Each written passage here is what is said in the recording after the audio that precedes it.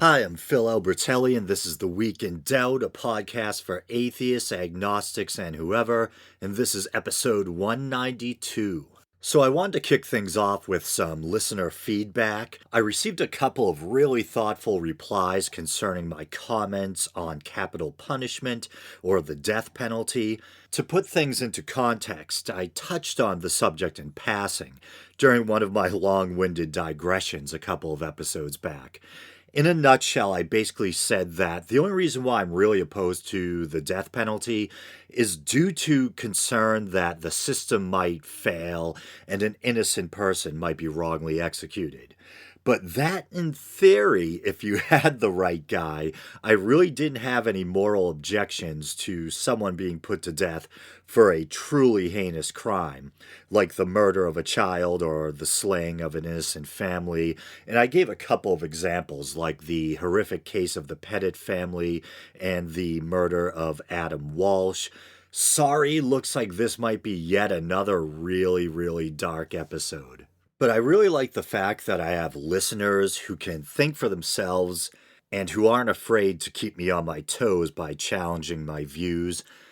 So, first, I'll read a Twitter exchange between myself and Alden Fats Clark. So, here we go. Hey Phil, I work with family members of murdered people, and 99.9% of them do not want the death penalty for the murderer! Exclamation point. And I reply, Hi Alden, I'm sure you're right. I've heard similar, which I have.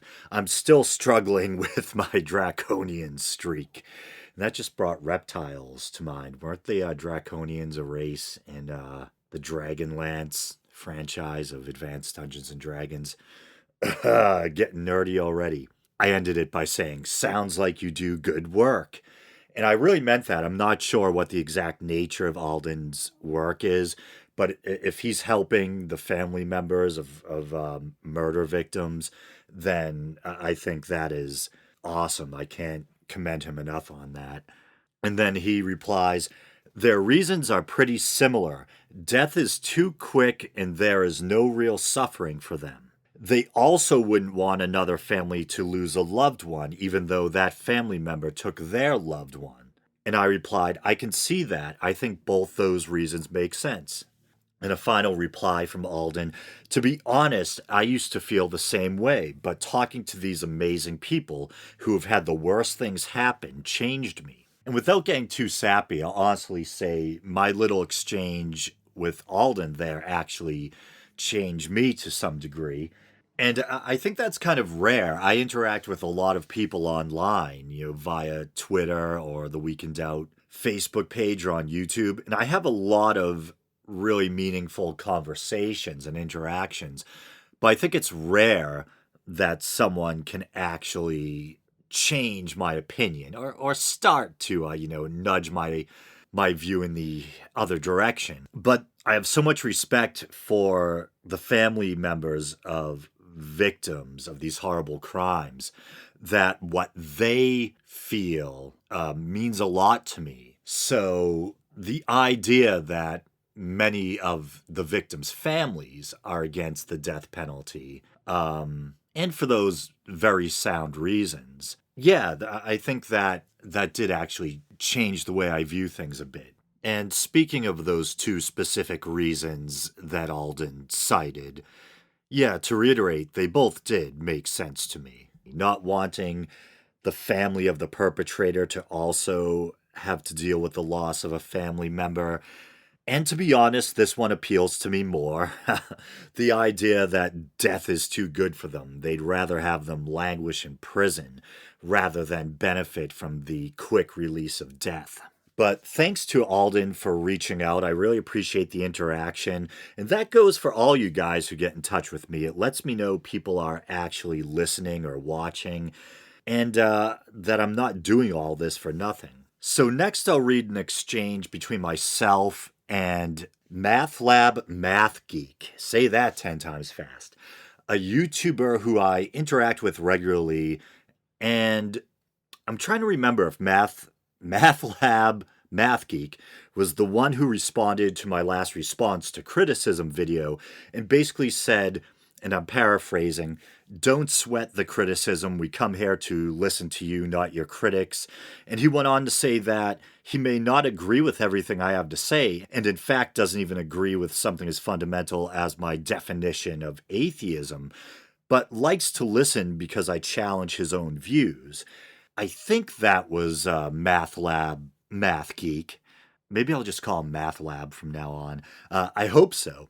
But I really appreciate that attitude. I don't always agree with other atheist podcasters or YouTubers, but there's some whose content I still enjoy nevertheless, either because I find them entertaining or, like Math Lab said, they challenge my ideas and get me thinking. Hell, I even used to listen to William Lane Craig's podcast. So here's the exchange between Math Lab, Math Geek, and myself. On the death penalty, I think you need to clarify a few things. Why are some people's murder worse than others? If you want to add a torture charge, that is fine, but now you are getting into very subjective value. Jimmy's, and he's referring to Jimmy Dore from the Young Turks, Jimmy's 2 points almost defeat the death penalty argument. 1, why don't we rape rapists? That is also egregious. Why do only some subset of murderers get to be murdered? Why do we pretend to kill them humanely? This is a symptom of the notion that murder has different layers of evil. If you kill someone the way the state kills someone, should we give you less time? After all, you murdered them humanely. And then I replied, and I think there's a bit of the conversation missing here, which I'll elucidate in a moment. Well, in fairness to Cenk and Brett, those were the other 2 people on the Young Turks panel talking about the death penalty, I think they thought Jimmy had a point with the "we don't rape rapists" thing. The idea of public executions seemed to give Cenk pause as well. I definitely don't think we should be beheading people in the town square, mainly because I wouldn't want children exposed to such sights. And as far as raping criminals, I've long been appalled by the sexual violence that takes place in our prison system. If I'm not mistaken, I think I've heard it said that if you take prison rape into consideration, male rape victims outnumber female victims. And he replied, I agree with all your points. The problem I have is that they did not answer the challenge or change their minds. It only seemed to give them pause. And then Dirk Stabbins says, and this is a non sequitur, personally, I don't understand how anyone could hate tea. Surely didn't the Lord himself pause for a nice cup of tea before giving himself up for the world? Thanks to Dirk for injecting some levity into the situation, as always. Yeah, but as I was saying, for some reason it looks like part of our exchange is missing. So to help put things in context, I'll attempt to recall the missing part of our conversation. I think in response to Math Lab, Math Geek's comment in which he inquired why we don't rape rapists, etc., I said something half jokingly like, I'll refrain from answering some of your questions for fear that I'll come off looking even more barbaric in your eyes. Then I think he prodded me a little bit to give a more complete answer, which I did, but I admit I probably held back a little. So I'll break down his first comment, which I just read a moment ago, and give a point-by-point reply. And before I do, I just want to say that I really admire his humanistic values too. I sometimes describe myself as a humanist of sorts, but in comparison to people like Alden and Math Lab, I often feel like some dark-hearted ghoul.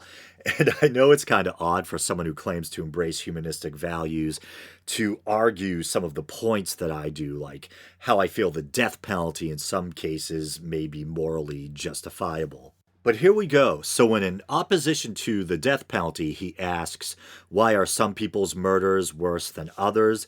And I think this is a very fair question. In the end, dead is dead, and there's no bringing back someone's lost loved one.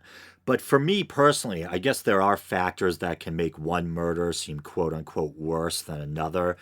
If a criminal panics during a holdup and shoots and kills someone, this is still an awful crime and the person deserves to be locked up for a long, long time. but for some reason it doesn't offend my moral sensibilities to the same degree that someone abducting, torturing, and killing someone would. But maybe MathLab is right and we should just heap the other charges on the person. Although, and this just came to me, aren't there certain crimes where there's so-called aggravating or aggravated circumstances which increase the supposed enormity or seriousness of the crime, like aggravated assault, etc.? It might be hard to put my finger on it, but for some reason it makes more sense to me morally that the sadistic killer is more deserving of death than the punk who panicked or got worked up while robbing a liquor store or something. But I think MathLab is making some good points, and I'm just trying not necessarily to refute them, but address them with whatever thoughts come to my mind. Well, whatever cogent and topic appropriate thoughts come to mind.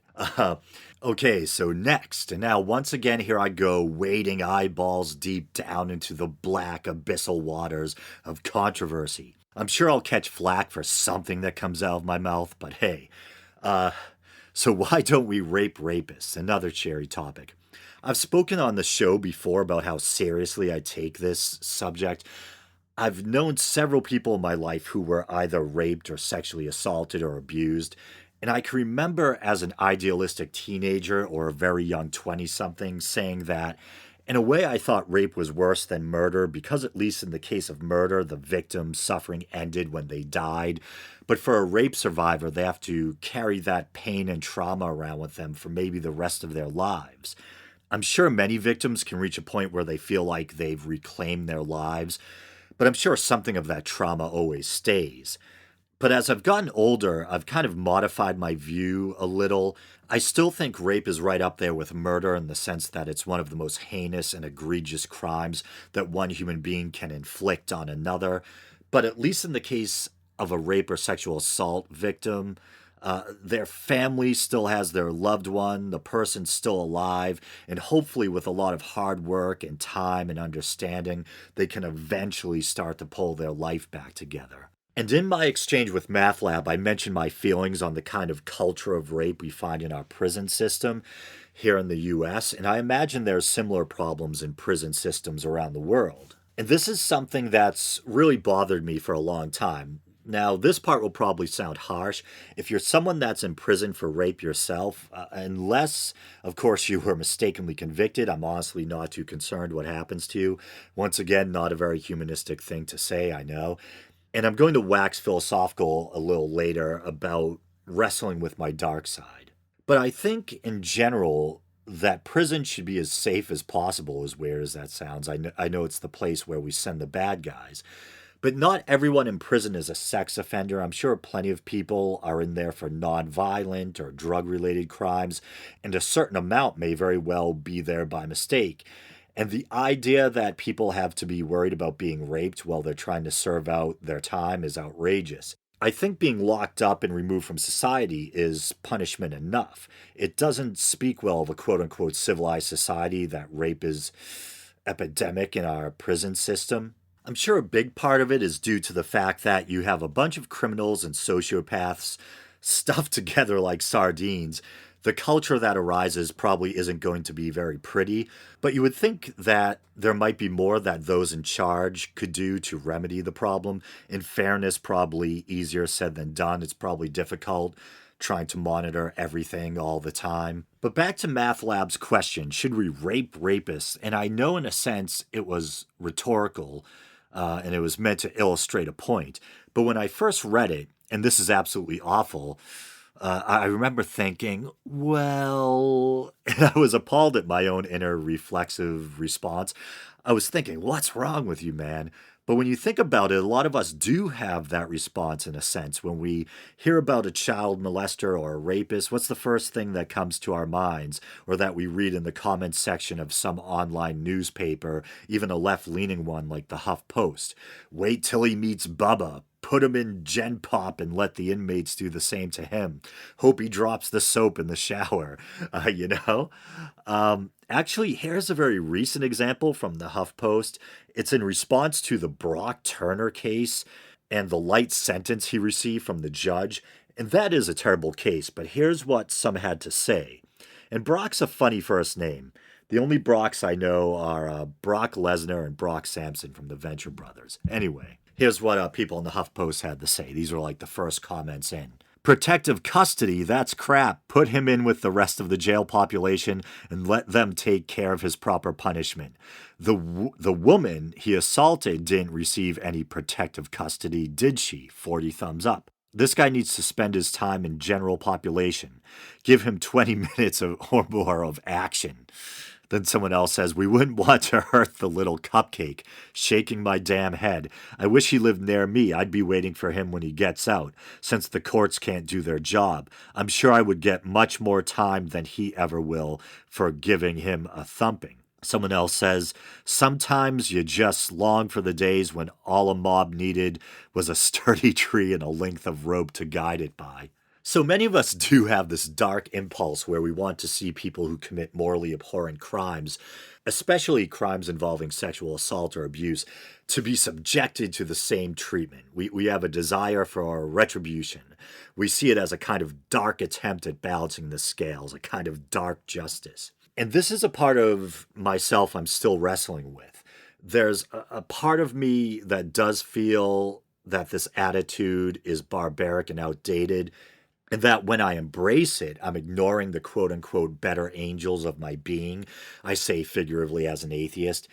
But if I move too far away from that punitive attitude, I feel like I'm not considering the victims enough, and then I feel guilty for giving a shit about what happens to some monstrous criminal. But as Alden pointed out, most of the victims' families themselves are against the death penalty, so if they don't want it, maybe we shouldn't ghoulishly promote it on their behalf.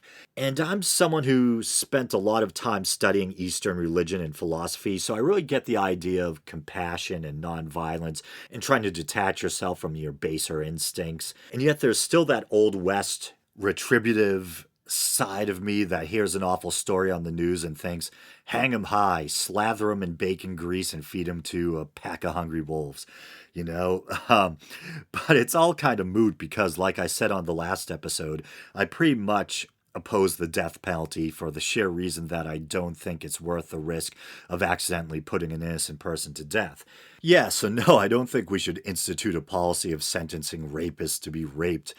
And I found some of the implications darkly amusing. I had this image of some blue-collar guy who works at a prison heading off to work in the morning. See you later, honey. We're going to be carrying out a sentence today. Almost forgot my Astroglide. Yeah, I know, sick stuff. And I'm usually one who speaks out against political correctness, all this kind of Orwellian newspeak about trigger warnings, etc. But I sincerely hope that my repeated mention of rape and, assault and these things, I hope that if there's anyone in my audience who's been a victim or knows a victim, that I never thought I'd say this, but that this hasn't been too triggering. But I think that actually would be a proper use of the term. I think the reason why so many people dislike that kind of politically correct newspeak is because after a while it tends to get misused, and in a way it loses its initial purpose where it was supposed to be used to help real victims. It starts to become in vogue to use them. It's like Milo Yiannopoulos is speaking, quick, I need a safe space or something like that, Oh, but I almost crawled my way out of the waters of controversy. I'm not crawling right back in again. So I was going to do some news stories, but I think I've already gone on long enough. I think this may be the first episode in the show's history where I didn't actually discuss religion. Well, maybe I did. I mentioned Buddhism in passing. I'm trying to think before I go, were there any mistakes that need to be corrected? Yes, it might have been the last episode, but when discussing the label atheist, I was talking about that argument that I've heard Hitchens and Dawkins and others make, that you don't need a word for someone who doesn't believe in the tooth fairy or leprechauns, and I use the example of jinn, which are these kind of spirits in Muslim mythology. And I think it's where genie comes from. And I think I said jinns, plural. The plural is jinn. As a mythology geek, I was appalled when I was listening back to my own podcast and noticed that. Any other mistakes? Yeah, I think I was talking about, and this sounds like this weird reverse racism thing, like a ham-handed attempt at proving you're not racist. But when I did that episode in response to the Drunken Peasants and Kraut and Tea, which I tended to side with Kraut and Tea, at one point, TJ had tried to compare Mexican immigration with Muslim immigration in Europe. And I think I was talking about my personal experience with people who happen to be Hispanic. And I jokingly said that the only negative experience I could think of was this kid named Raul who used to play soccer, and he was a massive dick. But actually, I think Raul may have been East Indian. It turns out Raul is, I don't think the two names are related, but I think there's an Indian name Raul, and there's also a Spanish name Raul.